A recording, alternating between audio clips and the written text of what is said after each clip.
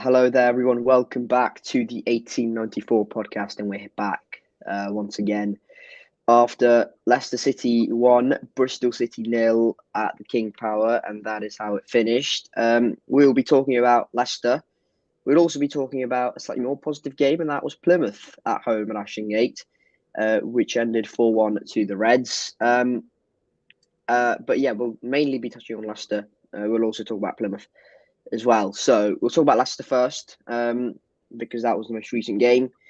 It ended 1-0 to the Foxes.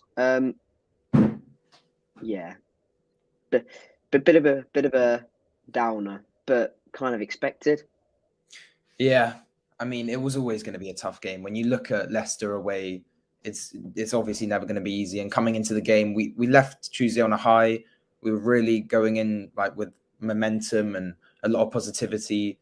There's always a chance. You never know. We were hoping for that Andy King bicycle kick from outside of the box, but fortunately it didn't happen yesterday. I couldn't watch the game, unfortunately, but I did see the highlights and I kind of get the gist of it. Jamie Vardy.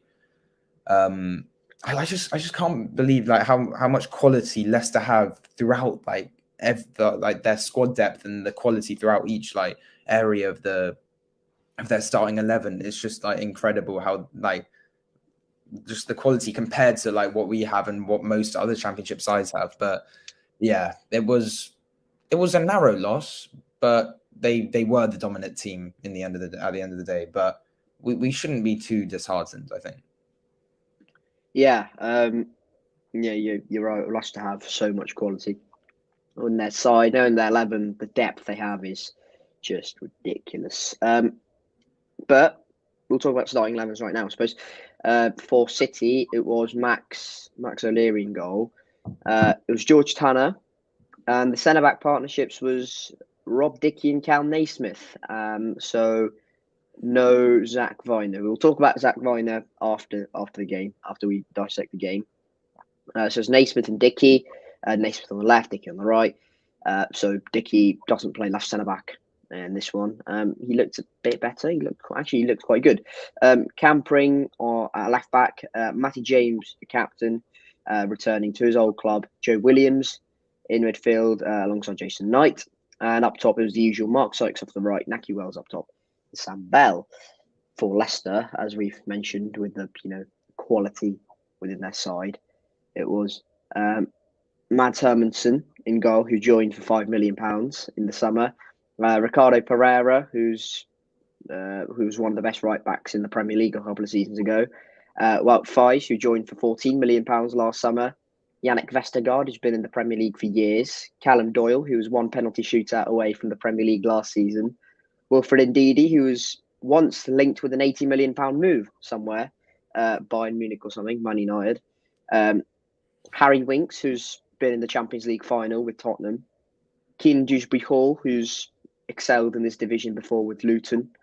Abdul Fatawu Isaku, who's come on loan from Sporting Lisbon.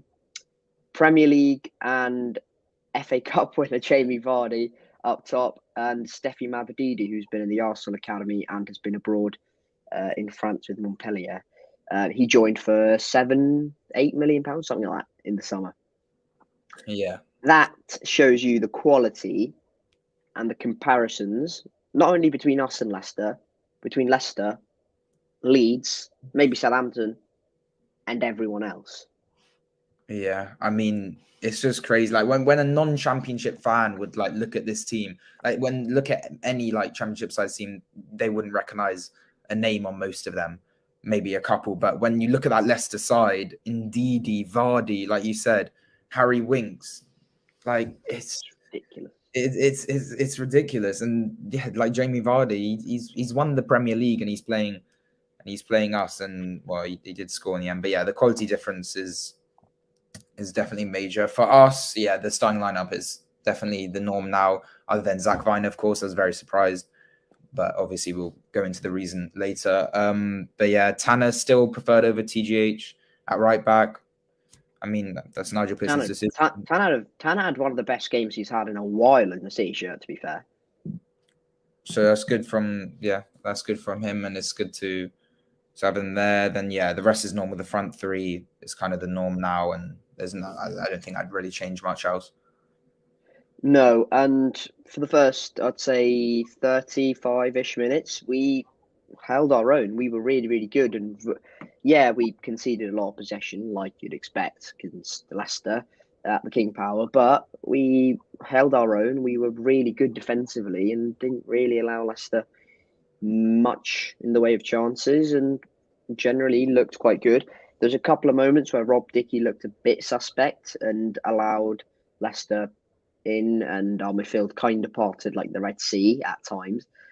But generally, it was okay. Generally, it looked pretty good. And again, I don't think that's much of a surprise because recently we've only conceded 7 goals, I want to say, in the league so far, which is really good. So our defensive record isn't bad at all. So yeah, I'm not really surprised we held our own for 35 minutes.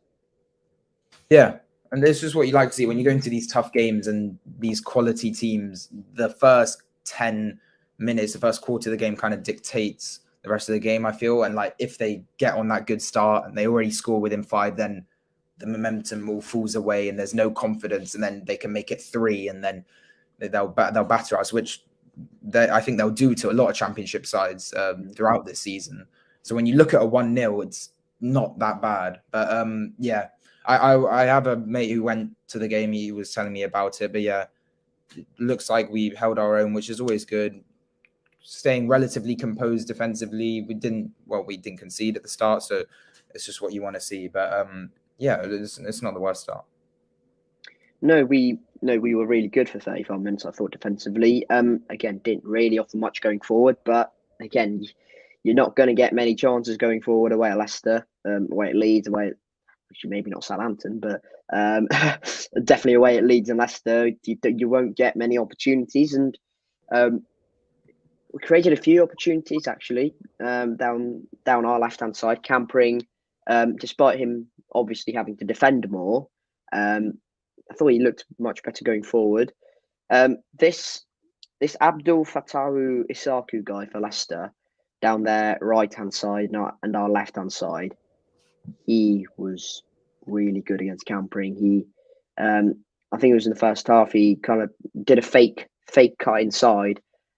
Campering expected a cross to go in, so he jumped, and it just looks like he's just absolutely skinned him, and it's really bad from a Campering perspective. He did that a few times, and once again just shows the quality. But generally, we looked fairly good for 35 minutes and held our own. I thought George Tanner, as I said, had one of his probably better games in a City shirt in a while. Cal Naismith, despite him giving away the penalty in the second half, which we'll talk about, looked really good for 35 minutes. He blocked a shot, I think from Dewsbury Hall down their left hand side. He gets into the box. Rob Dickie's so lazy in that situation; it's unbelievable. Just like jogs, it's not good enough from Dickie. Naismith runs, literally sprints across and blocks it. Brilliant from Naismith. Stops a certain goal, in my opinion, because Max is a little bit blinded by Dickie. So yeah, Naismith outstanding. As I said, bring better games going forward. And I thought our midfield coped pretty well with Harry Winks, Dewsbury Hall, and Wilfred Ndidi. Yeah, I mean, those big names, it's always going to be hard, but no, it's good to hear that we controlled it well. I just watched some of the extended bits, and yeah, it's Haku, I don't know how to really pronounce it. Isaku. Just call him Abdul. That'll be fine. I'll call him Abdul. Yeah, Abdul looked like he kind of got around Pring a few times, and he took a shot off at Max. It was a good save. I think you should be saving those. As if he's letting that one in, I'm definitely not happy at all. But overall, Max as well. He just had a great game. Made a lot of saves, kept us in the game. One close in the 6-yard box as well. That I saw. But then when it comes to the penalty, I mean, we'll get onto that in a second, but it's just unstoppable. No, they were really good, Leicester, after that. But for the rest of that first half, I'd say for the 5-10-ish minutes, we actually looked fairly good going forward. Sam Bell had a few moments. We could have had a penalty with Vestergaard's handball. He was on the floor. If that was given against us, I would be fuming. But you win some, you lose some, I suppose. I think that would have been given if there was VAR, but obviously there's no VAR in the Championship, which is a joke in itself because I think there should be. Well, that's a conversation related. If there was VAR, that would have been given, in my opinion. But I don't blame the ref or the linesman in particular because it happened so quickly, and there were so many bodies in front of him that it was really quite impossible to see whether Vestergaard did handball it. It looked like it was a handball, but again, from the other end, literally straight from that attack, from our attack, they could have had a penalty or a free kick right on the edge with Cam Pring kind of. He's running back. He's not aware of it, but still, he could have he hit his hand and it rolled back. Could have been considered handball. So 2 handball shouts in the first half within like a minute. Yeah, I thought we were really good for that last 5 or so minutes.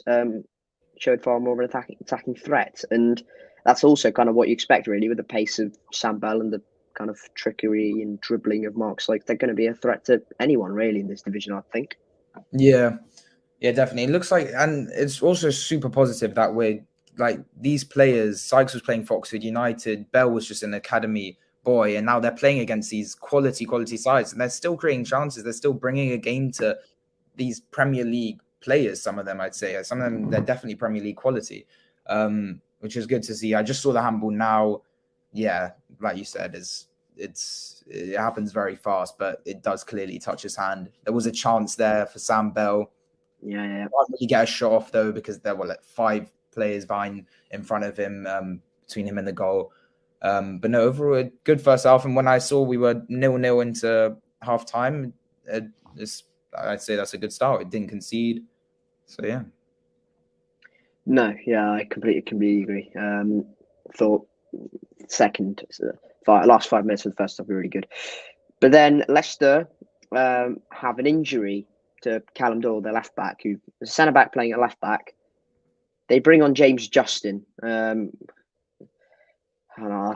just sitting there going, how are we going?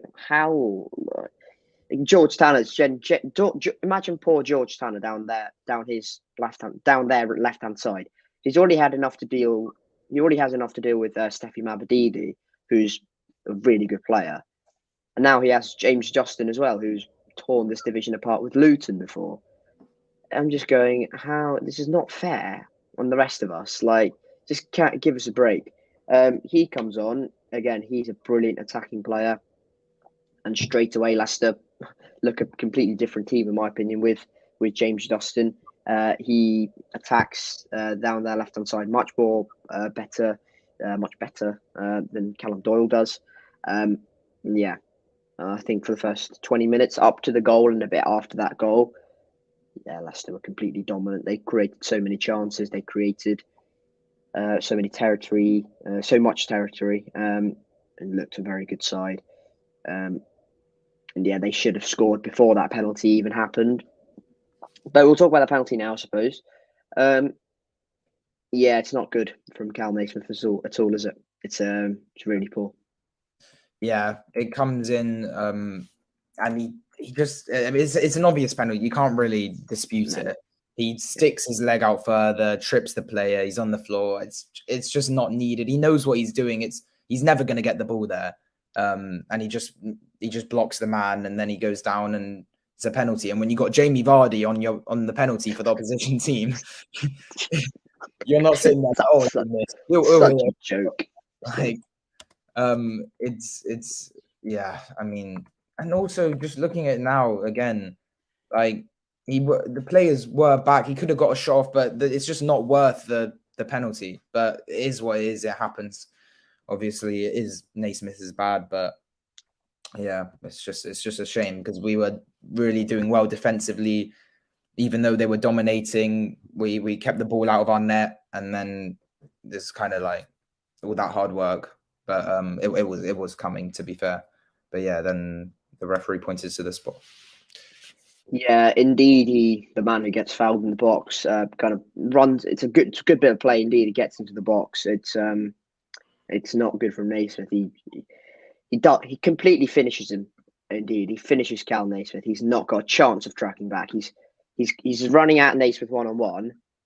Cuts right. Naismith commits. Then cuts back to his left. Indeed, Naismith sticks a leg out. He, in a kind of typical championship or defender style, he's like, "Oh, I didn't touch him." Got the ball. Didn't. He wiped Indeed out. Complete clear penalty. And Jamie Vardy does Jamie Vardy things, I suppose. It's an unbelievable penalty, just like unstoppable, right in the top right-hand corner from his perspective. It is just ridiculous. Even if you put 5 max zone areas in there, it's not. I'm sorry, it's not keeping out. I mean, the way he takes it, the power, the accuracy, it's just quality, and like nothing stopping that. Max O'Leary had no chance, and then Leicester were 1-0 up in the 67th minute, and then Vardy runs the whole way across the field to come to our fans and give us a little celebration. Which is fair enough, because I did hear that we were talking a lot about his wife, I'm pretty sure. Right, yeah. So I mean, it's right. He scored and he came to us and he showed us, to be fair. But yeah, I mean, what a penalty though. Yeah, I mean, you can't doubt the quality of Jamie Vardy. Even at 36, he's a brilliant player. He will rip this division apart once he gets to service. He might not have the legs he did 5 years ago, but he still has. When he gets to service with Mavididi and Isaku and Yunus Akgun on the bench for Leicester, and who else is it? They've got so many quality players; it's ridiculous. Dewsbury Hall, he will rip this division apart.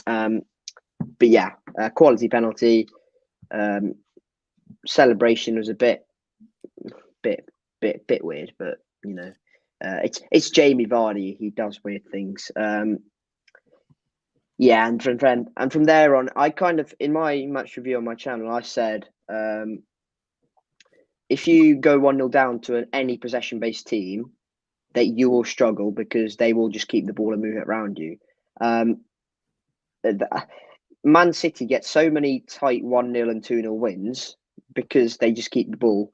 They won't you could be 1-0 down. Okay, you won't have the ball. You won't have the ball to attack. And then add on top of that, in the Championship, Leicester doing that, and then also having the quality they do in midfield, especially, you've got no chance of coming back. I'm sorry, just stop the game right there, because you've got no chance with 23 minutes. It's unless you do what Cardiff did with Aaron Ramsey and hit one from 25 yards, you've got no chance. After that, let's just keep the ball around, just move us around. It looked like they knocked the stuffing out of us with that penalty.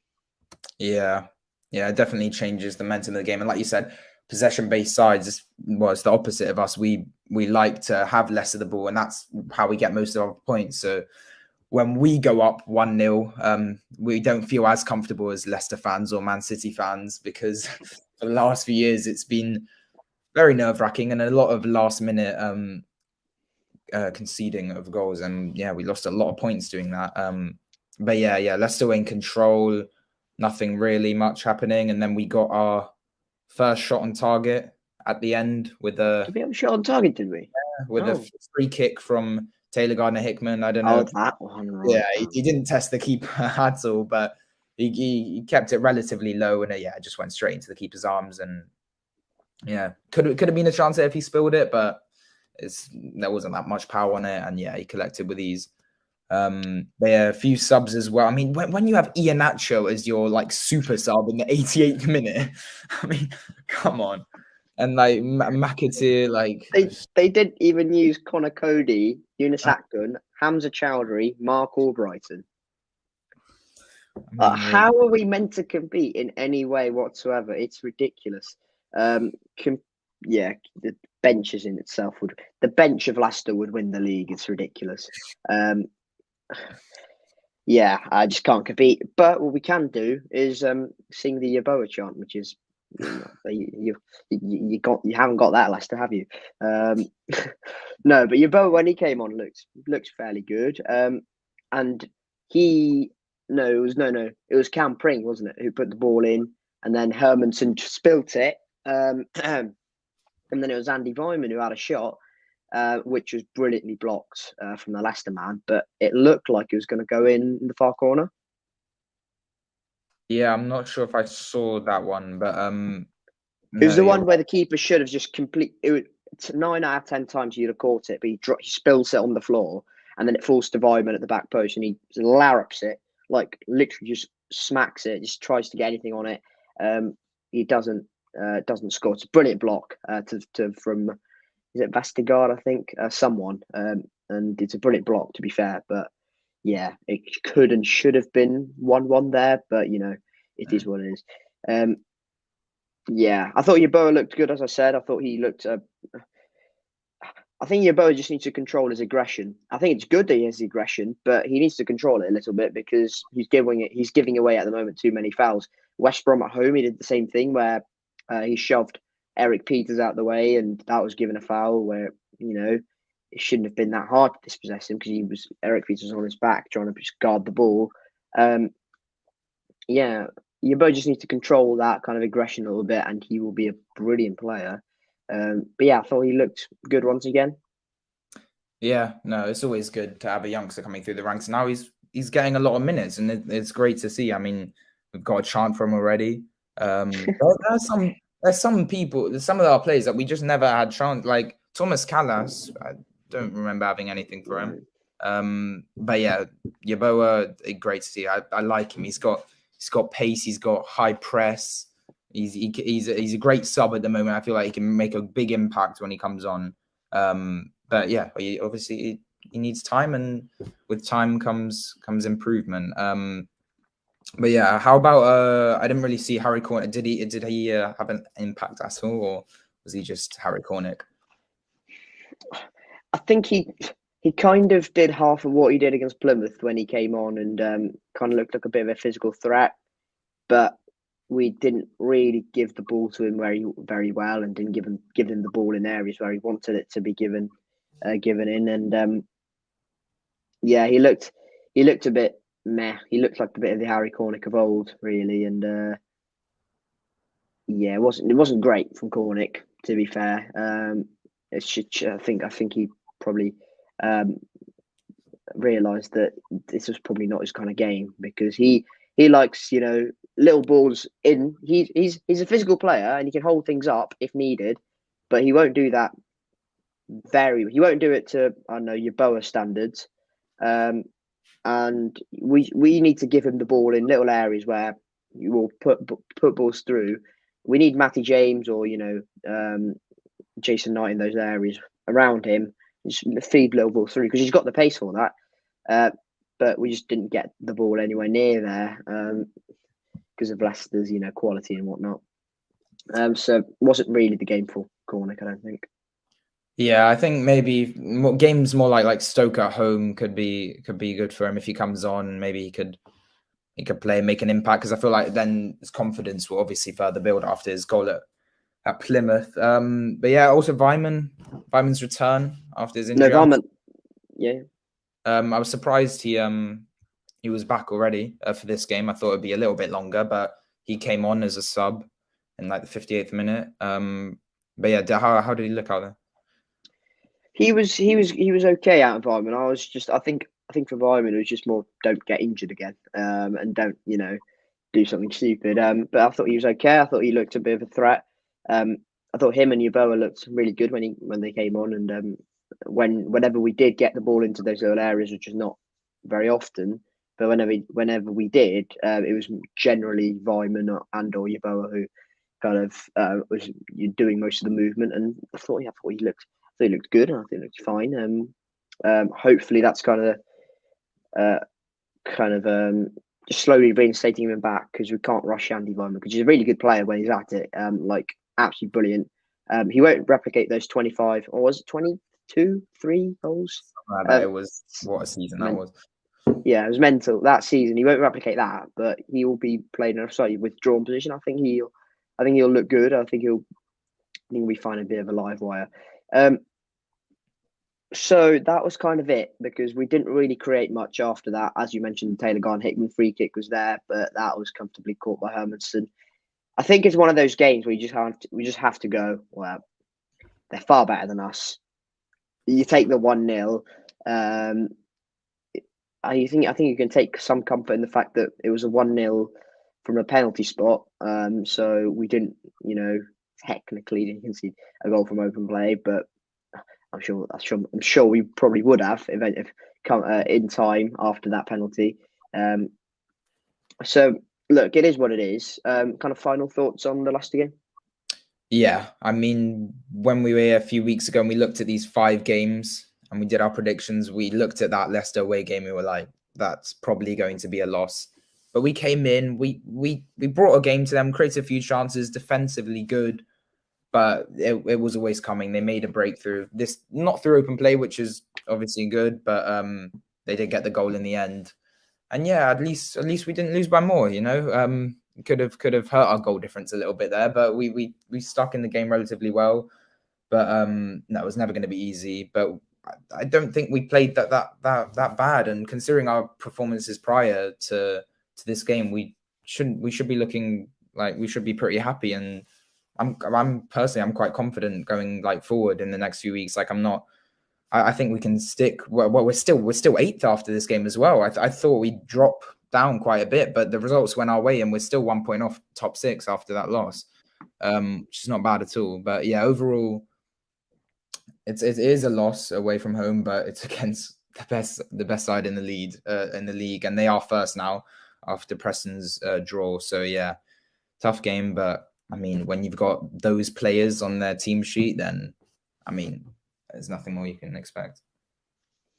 So yeah, wasn't ideal, but kind of a little bit expected, really, and kind of just move on, take your medicine.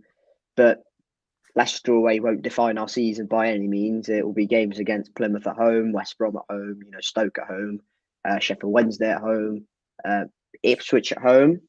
You never know. Birmingham at home. To a certain extent. So that's the sort of games we should be looking at and going. We should be getting points from them and really targeting points from there and getting maximum points. And if we get anything away at Leicester or Leeds, it's just an added bonus, I suppose. We'll talk about Zach Vyner, I suppose, because he got. Well, I didn't notice this, even though I was at the game. I didn't notice it against Plymouth. He got injured right at the end, according to Nigel Pearson, and he has done some damage to his ACL. Now, whenever I hear ACL, you always go, "Oh, you fear the worst." Hopefully, it's nothing bad because some damage could mean, could be a couple of months, maybe a month or so, if we're lucky. And hopefully he comes back fairly quickly because Zach Vyner is an absolutely huge player for us. There's no doubts about that. But let's say Zach Vyner is out for the long term. What are you doing? Yeah, that is the problem. Our squad depth is just nowhere at the back line right now. And Zach Vyner is our best, in my opinion, like the most consistent and one of the best players that we have, well, without a doubt. And his performances, the tackles, he's so crucial. And we signed him on that extension on the deal. And, well, that was amazing that we have him now. But yeah, when I did not see Vyner on that starting lineup, I looked to the bench just on the off case maybe and not there. And now the news of this ACL, it's worrying. We'll see what happens. We'll see when the news comes out. It'll at least be a couple of weeks. Could definitely be a lot more.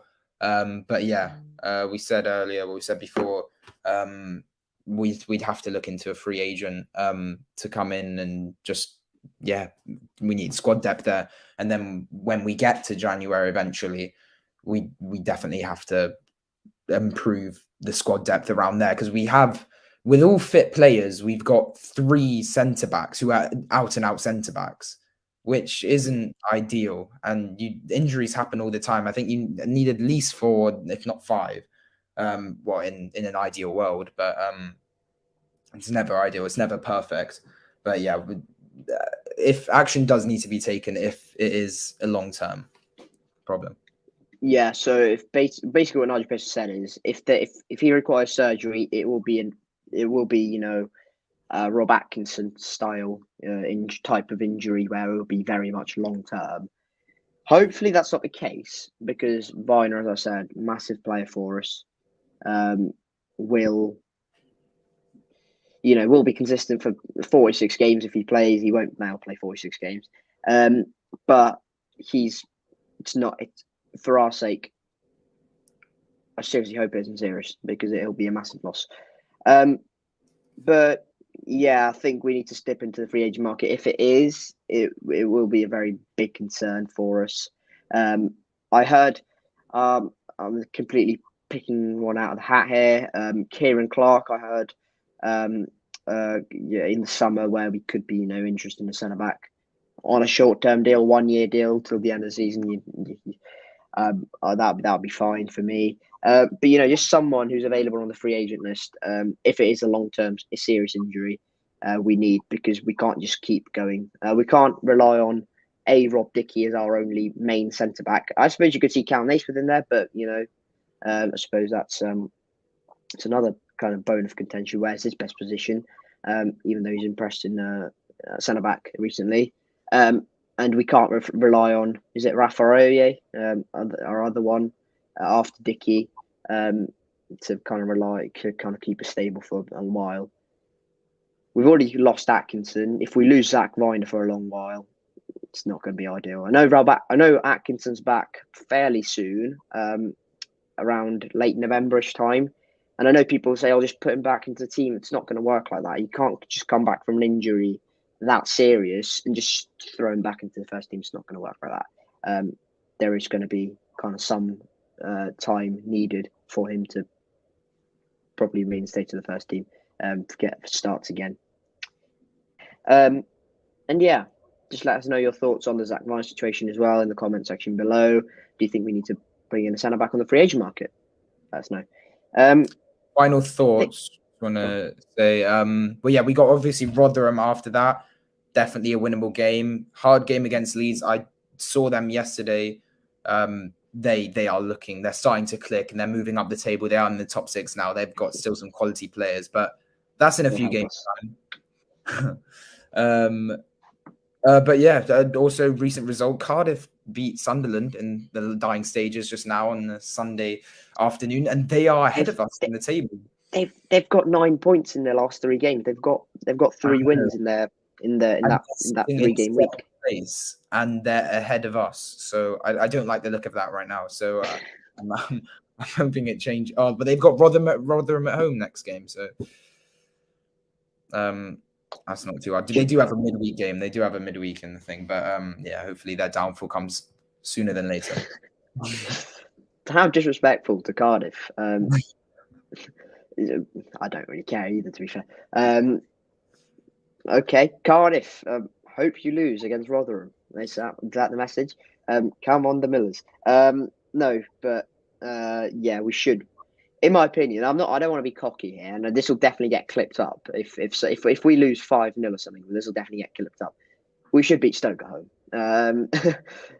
I wouldn't be too disappointed with a draw if we then go and beat Rotherham. I think that would be fine. I think that would be not too bad. But still, these are 2 teams at the moment really low on confidence and really struggling. So I think we should be beating both. Hopefully that happens anyway. But that's about it, I think. Thank you very much for watching and listening to the ramble once again. And yeah, we will be back after Stoke at home, probably. After Stoke. And then we'll review Stoke and we'll talk about Rotherham and Leeds, I think. But yeah, it's been a pleasure. Hopefully, I think we should be looking for at least 4 out of 6 points in the next 2 games. Hopefully, 2 wins on the bounce. But yeah, we move to Stoke at home next week. Week of 3 points out of 6. I'm happy with how we performed. It's a tough team, Leicester, but overall we take it. We move. We're 8th place.